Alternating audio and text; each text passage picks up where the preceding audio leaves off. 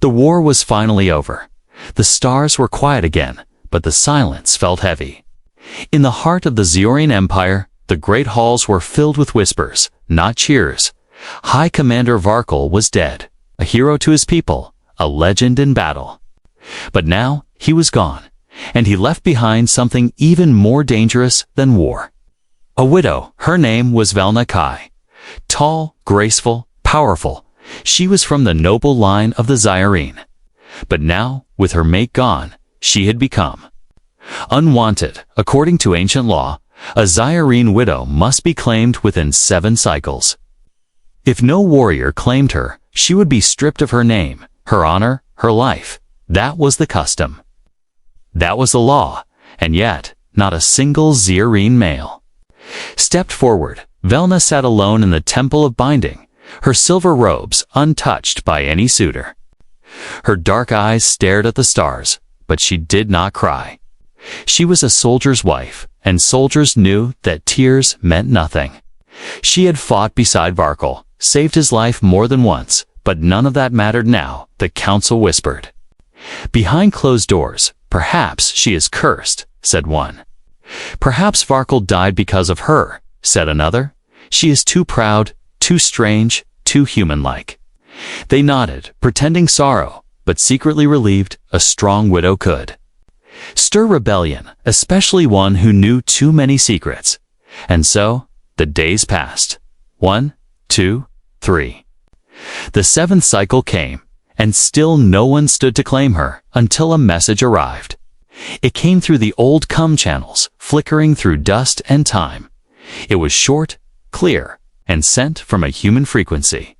Just for words, I claim her. Mason Cade, Lieutenant, Earth Division. Silence followed. The council stared at the message in disbelief. A human. Someone whispered, "Is this some kind of joke?" But the message was real, verified, and official. No one understood why would a human claim a widow no one else wanted. What could he possibly gain? Velna herself said nothing. She stared at the message, and for the first time in 7 cycles. Her fingers trembled. "I know that name," she whispered. He fought in the burning field. He should be dead. 3 days later, he arrived. Not in a grand ship, not with soldiers or banners. He walked alone through the great hall of the Zyrene Temple. Human, injured, but unbroken.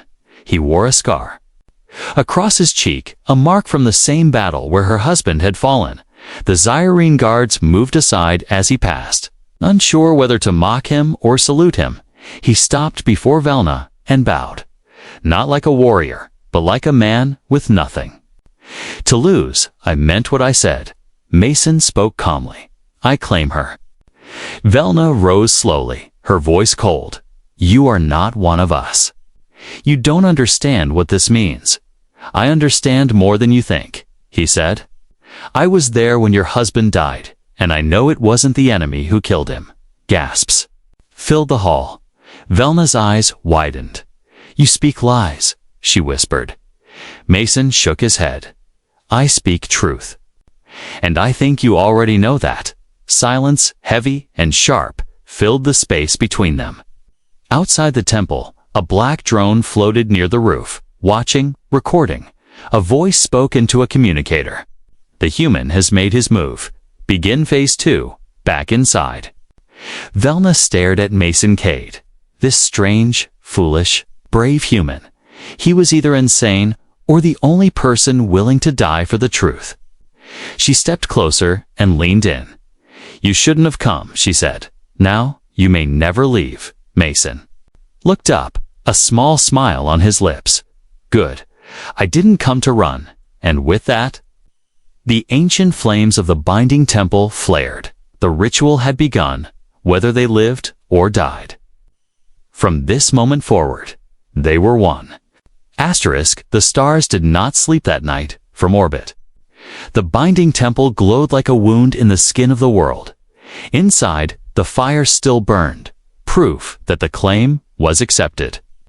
But no one celebrated. No drums, no songs, only silence.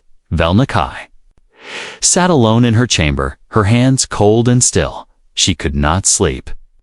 Not after what the human had said. He claimed to know the truth about Varkel's death, but how? And why had he come? She replayed his voice in her mind. I was there. It wasn't the enemy who killed him.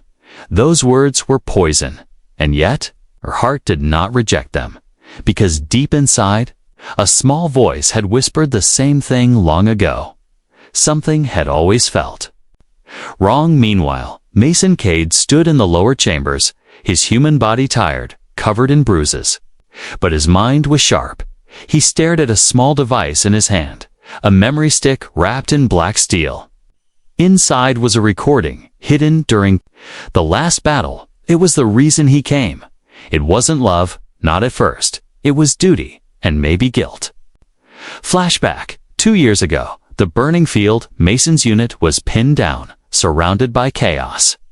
He saw a Zyrene ship crash, High Commander Varkel's command vessel. He ran toward the wreckage, alone. What he saw inside never left his mind. Varkel wasn't killed by an explosion. He was shot clean.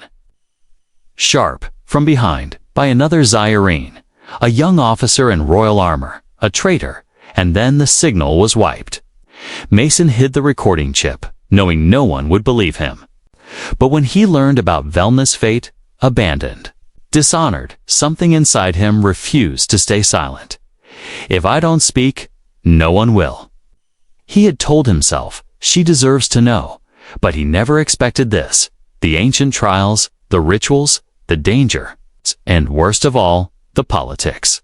Because claiming Velna wasn't just about her, it was about power, secrets, and silencing the one person who could tear the truth into the light. The next morning, Velna entered his room. She did not knock. Her expression was cold as ice, but her eyes betrayed something else, curiosity, maybe even fear. You still live. She said quietly, I expected poison in your food, or a blade in the night. I slept lightly, Mason replied, and I locked the door. Velna crossed her arms. You said my husband was betrayed. I want proof. Mason pulled out the chip and handed it to her. See for yourself, but be warned, once you know, you can't unknow. She took it, her fingers brushing his. In that moment, something passed between them. Not love, not yet, but understanding. She watched the recording alone. Every second pierced her heart. The betrayal, the silent kill.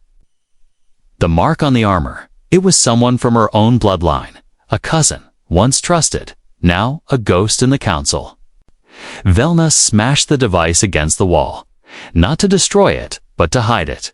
If they know you have this, you will be dead by dusk. She whispered. Mason nodded. That's why I gave it to you. She looked at him with new eyes, not as an outsider, but as an ally, or maybe something more. Something she wasn't ready to name yet. From the shadows above them, a tiny drone blinked red. It had recorded everything. It sent one message back to the High Council the human knows. Permission to eliminate, far away, in a dark chamber lined with golden stone. A voice responded, let him live. For now, we'll make him a hero first, then we'll break him, back in the temple. Mason stepped outside to breathe. The sky was darker than usual, the stars hidden by clouds. He did not know what the council planned, but he knew one thing. For certain, he didn't come to rescue Velna. He came to stand beside her. And whatever storm was coming, he would face it. Not because he was a soldier, not because of duty, but because no one, not even an alien widow, deserved to be erased. The sun rose red over the Zyorine mountains. It wasn't morning, it was a warning. Velna Kai stood before the trial gate, her ceremonial robe replaced by armor light enough to run in. Beside her, Mason Cade tightened the strap on his shoulder. Plate, it didn't fit. Nothing here was made for humans. Not the armor, not the trials, not the pain. Last chance to walk away, Velna said, not turning to him. Mason looked at the gate, where fire flickered between stone fangs. If I walk now, You'll face it alone, he said. And that's not happening. Velna allowed herself a small breath. It was not a smile, but it was something close. The trial of the claimed was not just tradition, it was survival. No one became one with a noble widow unless they passed 3 ancient tests: mind, body, and soul. Fail any of them, and death. Followed, for both, they stepped through the gate together, and the world changed. The first trial was darkness. A void so black, even Velna's enhanced vision failed. A voice echoed in the air, ancient, cold, and hungry. Face your fear. Mason blinked and saw Earth, but not the one he knew. It was burning, his home, his family, his past, all swallowed by fire. A memory from the war, one he had buried. He gritted his teeth and walked through it, through the screams, through the smoke, until only silence remained. Beside him, Velna faced her own fear. But hers was not fire. It was shame. A vision of her people turning away, calling her cursed, watching as her name was stripped from the wall of honor. Her bloodline erased. She touched the wall in the vision and whispered, "I am more than a name." The darkness cracked, and they emerged together. The second trial began without warning. The floor beneath them shifted into jagged stone. Above, a spire rose, ancient and broken. At the top was a single orb of light. The trial of endurance. They had to reach it, but the climb was deadly. Spinning blades, falling stones, shifting ledges. And the path could not be taken alone. Mason climbed first, pulling Velna up when she slipped. Velna covered him from above when drones attacked. At one point, he almost fell. She grabbed his hand, pulling him back with a grunt. "You're heavier than you look," she said. "I get that a lot," he replied, still climbing, still alive. They reached the top, barely breathing, and touched the orb together. It exploded into light. The third trial awaited, the trial of soul. They were brought into a chamber of mirrors. Endless reflections, but none were real. Each mirror showed a different version of themselves. Mason saw himself as a broken man, lost, hollow, forgotten by Earth. He stared at the reflection and said, "You're not me." Because I didn't quit, Velna saw herself as a queen. Cold, cruel, powerful, but unloved. She touched the mirror and whispered, "I don't want a throne. I want truth," with those words. The mirrors cracked, and the final voice spoke again. "You are no longer strangers. You are one." But just as the trial ended, the chamber shook. Alarms blared. A voice interrupted, this time, real. Intruders approaching the temple gates. Velna turned to Mason. "This isn't part of the test." Mason pulled a blade from his hip. "Looks like someone didn't want us to pass." Outside, cloaked figures moved silently toward the temple, weapons drawn, eyes glowing red. Not warriors, assassins. Velna and Mason burst through the trial chamber doors just as the first shot rang out. The temple guards fell. The flames of the sacred altar flickered as smoke filled the air. Mason didn't wait. He moved like lightning, blocking a plasma bolt with a stolen shield. Velna followed, slicing through the shadows like a whisper of death. In minutes, it was over. The floor was littered with black robes. The fire still burned. Velna looked at Mason, blood on his arm, but his eyes alive. "You shouldn't have survived that trial," she said. "I didn't survive it." He replied, "I passed it far above." In a dark tower, a council member slammed a fist into the table. The human lived. They completed the bond. This changes everything in the shadows behind the council. Someone watched without speaking, the same one who killed Varkle. Their eyes narrowed. They're not bonded. He whispered, "They're dangerous," and the war was not over yet. The bond was complete. The trials had been passed, and yet there was no honor. No feast, no celebration, only silence. The great council chamber was filled with watching eyes, cold, suspicious, full of fear.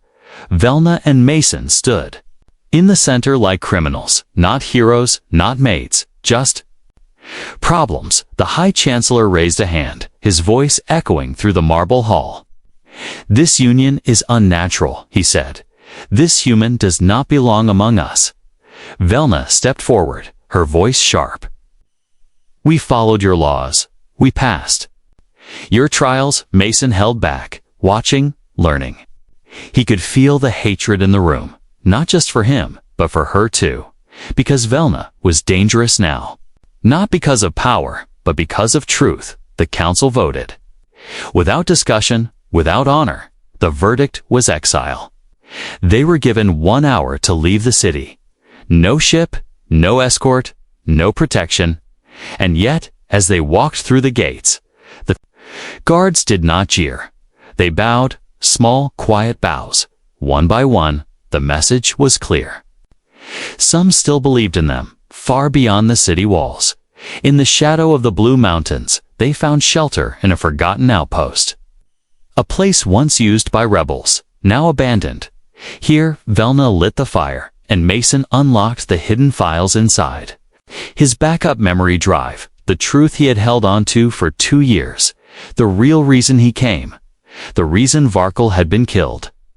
The recording showed a meeting, not during war, but before it. Velna's husband had spoken of peace. He wanted to end the war. He had arranged talks with the humans. But someone in the Zyrene High Command saw that as betrayal. The video ended with one final frame. The face of the traitor, clear, cold, confident. It was Counselor Theorix, now head of security, now the one who had ordered Velna and Mason's exile. Velna dropped to her knees, her hands shaking. "Varkle died for peace," she whispered. "And they buried him with lies." Mason placed a hand on her shoulder. "Then we dig up the truth." But they were not alone. The old outpost wasn't. As empty as it looked, a ship landed quietly under the moonlight. From it stepped a woman, tall, lean, human, with a scar over one eye. She saluted Mason. "Didn't think I'd find you alive?" Mason stood, surprised. "Captain Hart." "You left Earth's command." "I resigned," she replied. "Too many lies. Too many orders that didn't make sense." She looked at Velna, then nodded. "I've seen what they're hiding, and I'm not the only one." Behind her stepped two. More, a Zyrian rebel and a human engineer. A small crew, but enough to start something. Velna stood tall again. "Then we fight. Not with guns, not yet, with truth." They began broadcasting secret transmissions, messages filled with evidence. Hidden recordings, proof of betrayal. The signals reached out like waves through the galaxy. And people began to listen on mining colonies. Workers paused to hear Velna's voice. On battle stations, soldiers questioned their orders. And on Earth, a debate began. Was Mason Cade a traitor or a hero? The answer depended on who controlled the story, and now that control was slipping. Inside the council chamber, panic began to grow. "Shut down the signals," Theorix ordered. "Send hunters, assassins, anyone," one counselor whispered. "What if we're wrong?" Slammed his fist on the table. "We are not wrong. We are in charge." But power, once cracked, begins to fall apart. Back at the outpost, Velna looked at the stars. "They used to comfort me," she said softly. "Now they just feel." Watched Mason joined her, his voice calm. "They're not watching. They're waiting for someone to stand up." She turned to him, her eyes no longer cold. "Then we give them a reason." And far above, deep in the dark sky, 1,000 ships moved quietly, some loyal, some questioning, some ready to switch sides. The war was over. But the revolution had just begun. The rebel ship was old, held together by rust, wires, and stubborn faith. But it flew, and for now, that was enough.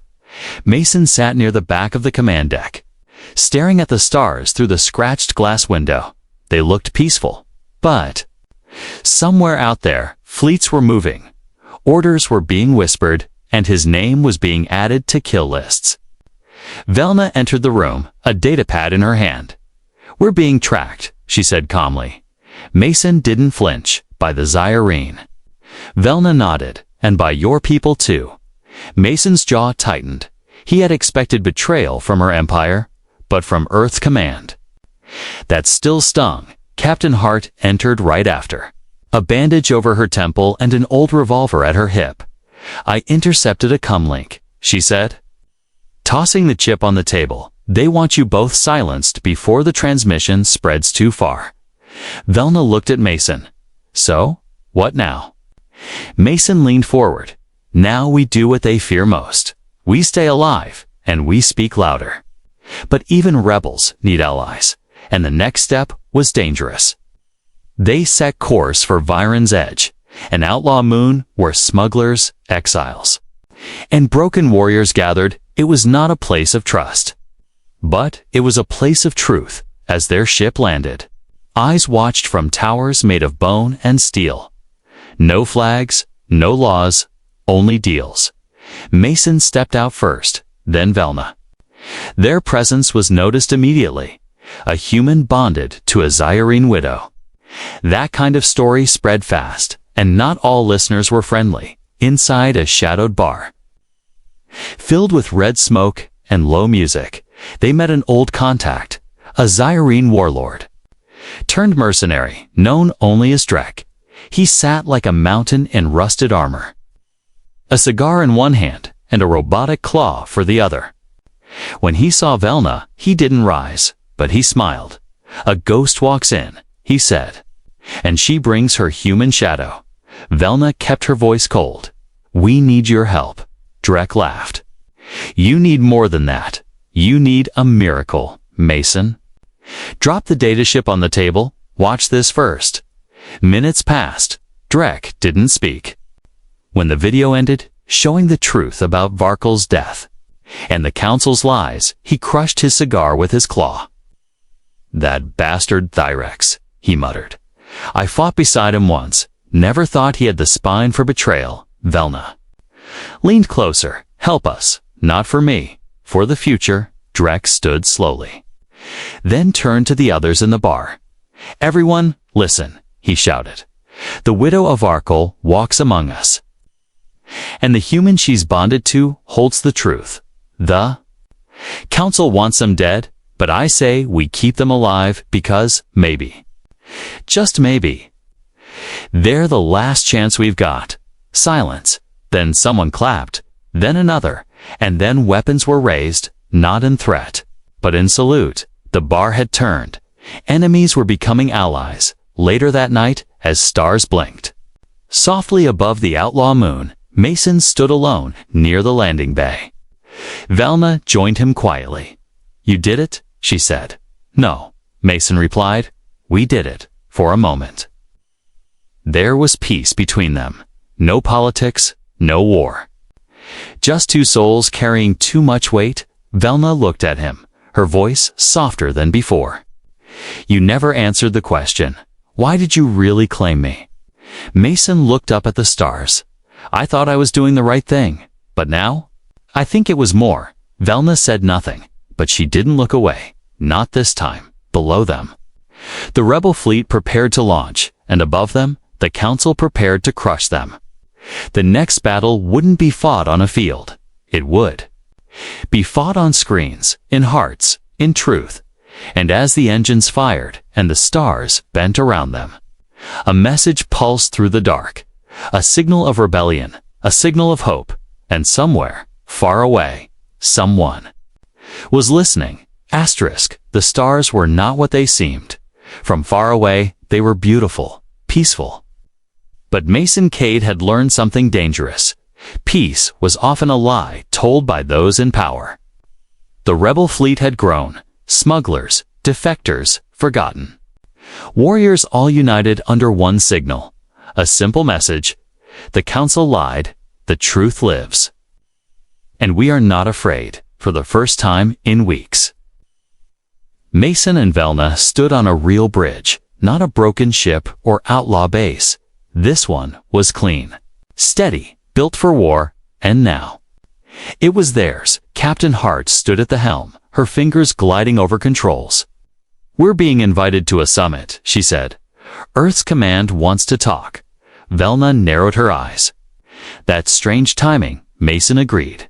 "They didn't want to talk when we were exiled." Hart gave him a look. "They say they want to help now, but be careful when power shifts. Even allies get nervous." Still, they went. Because truth doesn't spread in silence, and peace doesn't come without risk. The Earth's command ship was massive, all metal and mirrors, floating like a blade in space. Inside, it was colder than Mason remembered. Not in temperature, but in trust. They were welcomed with protocol handshakes. Nods, tight smiles, but no warmth. Admiral Kerr sat at the head of the table. A man built from stone and orders. He nodded at Mason. "Lieutenant, you've made quite a mess." Mason didn't flinch. "Truth is messy, sir." Kerr didn't smile. "We're caught between a rebellion and a galactic empire. Do you really think exposing the Council helps Earth?" Velna leaned forward, her voice sharp. "Do you think protecting murderers helps peace?" Kerr stared at her, then stood. "We have allies to consider. Trade, treaties. Control, sometimes. Justice has to wait." Mason stood too. "Then maybe justice needs new friends." They walked out before the meeting ended, and that's when it happened. The lights dimmed. An alarm rang. Their ship, the only rebel vessel in the docking bay, was under lockdown. Captain Hart's voice crackled through comms. "We're being jammed. Earth Command just tried to override our controls." Velna's eyes flashed. It was never a meeting. It was a trap. Inside the Earth ship, hidden agents moved fast, trying to take Mason and Velna alive. Mason fought with his fists. Velna with her blade. They moved like fire through the cold halls, together, unstoppable. Not because they were stronger, but because they had something to protect. They reached the outer ring where the ship connected to theirs. Security doors began to close. Mason threw a wrench to jam the panel. "Go," he shouted. Velna shook her head.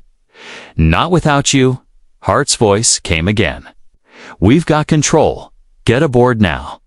They leaped, the tunnel sealed behind them, and the rebel ship jumped to light speed. Gone before Earth could fire, on board. Silence returned, but it was heavy. Not relief. Not yet. Mason sat alone in the medbay. Wrapping his bleeding hand, Velna entered, holding a datapad. She placed it beside him. "I took this from Kerr's console," she said. "Look at it." He opened the file, and his face went pale. There were communications, secret orders. Earth Command had known about Varkel's assassination. And worse, they had approved it, not for war, but for balance. To keep power exactly where they wanted it, Velna whispered. "They let my mate die, so no one would get too strong." Mason looked up at her. "They never planned to help us. They planned to use us or erase us outside the window." Stars passed by in silence. But now, that silence felt like betrayal. Captain Hart entered the medbay. Her jaw clenched. "What do we do now?" she asked. Mason looked at Velna, then at the stars. "We go louder. We show the galaxy not just the truth, but who's afraid of it." Velna nodded. "And if Earth turns against us too." Mason stood. "Then they'll learn something. The Council already knows when humans stand beside someone they believe in. They don't back down, and somewhere in the dark corners of space, the traitor Thrax watched the rising storm. He clenched his fists and whispered, "There, still breathing.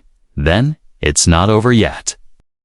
The galaxy was holding its breath across stars and systems. Screens flickered in silence. Ships paused mid-flight. Markets froze. Even the winds on desert moons seemed to stop. Because today, someone was going to speak. Someone no one expected. A human Mason Cade stood in a dark chamber. Not a throne room, not a council hall, but a communications deck built in secret, deep inside a rebel cruiser orbiting neutral space. Before him stood a single microphone connected to a signal, so strong it could pierce the walls of empires. Velna Kai stood beside him, her armor marked with dust and fire. She had burned her old house sigil. She didn't need it anymore. Mason took a slow breath. "This is it," he said. Velna nodded. "Let the galaxy see what courage looks like." And the broadcast began. The message spread across over 97 systems in seconds. Mason's face appeared before thousands of soldiers. Farmers, nobles, scavengers. His voice was steady, but not perfect. He didn't speak like a leader. He spoke like someone who had seen too much, and survived anyway. "I'm not a politician," he began. "I'm not a king, or a prophet, or anything special. I'm a soldier. I saw a man murdered by his own people for wanting peace. I saw his widow left to rot because they were afraid of her name. And I saw truth buried under layers of fear, power, and lies." He paused. Somewhere on Earth, the president turned away from the screen. Somewhere in the Zyrene, capital Thyrex crushed a glass in silence. "I claimed Velna not for glory," Mason said, "but because I couldn't watch someone be erased for being inconvenient. I passed your trials. I survived your traps. And now, I say this. You don't get to decide who matters. You don't get to control the story anymore." Then Velna stepped forward, her voice colder than winter stars. "For those who still believe in honor," she said. "For those who still believe in peace, stand with us, not with weapons, with your voice, with your truth." And the screen cut to files, recordings, orders, secret meetings, proof of betrayal by Thyrex. Proof of Earth command silence. Proof that the war had been extended not by enemies, but by those who profited from endless fire. The message ended. And then the galaxy erupted. On colonies, people poured into the streets. On military stations, officers arrested their own commanders. The Zyrene Council chamber was stormed by its own guards. Thyrex vanished into the shadows, never seen again. Earth Command scrambled to explain itself, but it was too late. Captain Hart sent one final message to Mason. "You did it," she said. "The fire's already spreading." Weeks later, Velna and Mason returned to the Binding Temple. Not in exile, not as fugitives, but as symbols. The flames were lit again. But this time for something new, not a ritual, a beginning. Velna placed her hand on the sacred stone. "I never thought I would come back," she said. Mason smiled beside her. "You came back as someone they could follow." She looked at him quietly. "You never answered." She said, "Why did you really claim me?" Mason stepped closer. "At first, it was duty," he said. "Then it became truth. And now it's you." Velna didn't speak, but she didn't need to. She just took his hand. And for the first time in her life, she didn't feel like a warrior or a widow. She felt free. And somewhere beyond the stars, where ships no longer fired, where lies no longer ruled, someone whispered a new name for him, the human who changed everything.